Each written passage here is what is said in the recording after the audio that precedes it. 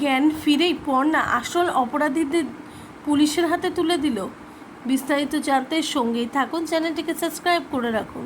পর্ণাকে যে এমন করে ওপর থেকে ফেলে দিয়েছে তা কেউই জানতো না, কেননা পর্ণা তো একেবারে নিজের স্মৃতিশক্তি হারিয়ে ফেলেছিল, তাই কারোর জানারও কথা নয়।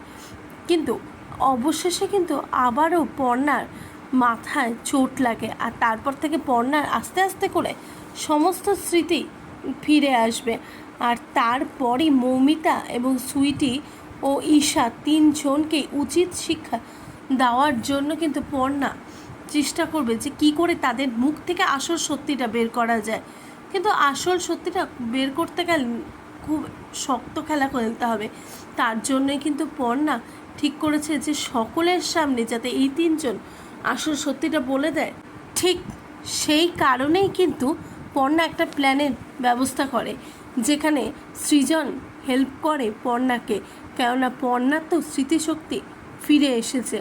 ঠিক তাদের মুখ থেকে, মানে সুইটি, মৌমিতা এবং ঈশার মুখ থেকে আসল সত্যিটা বের করে তাদের শাস্তি দেবে।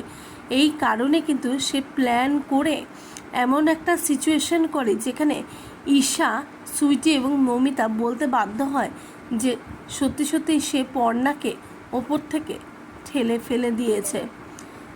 আর এটাও বলে যে মৌমিতার হাতে ধাক্কা লেগে কিন্তু পর্ণা মাটিতে পড়ে গেছে।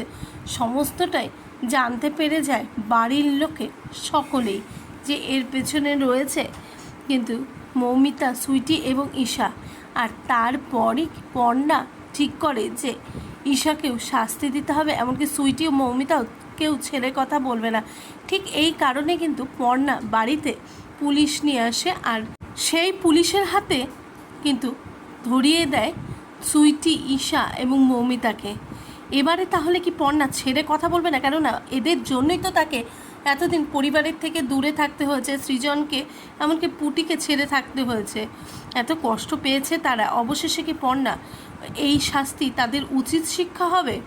পুলিশ ডেকে সে সমস্ত কথা জানিয়ে ঈশা, মৌমিতা এবং সুইটিকে কি পুলিশ থানায় একেবারে আটকে রাখবে? কি হতে চলেছে সেটি জানতে গেলে চোখ রাখুন জি বাংলার পর্দায়। আর এই বিষয়ে আপনাদের কি মতামত প্লিজ কমেন্ট বক্সে কমেন্ট করে জানান।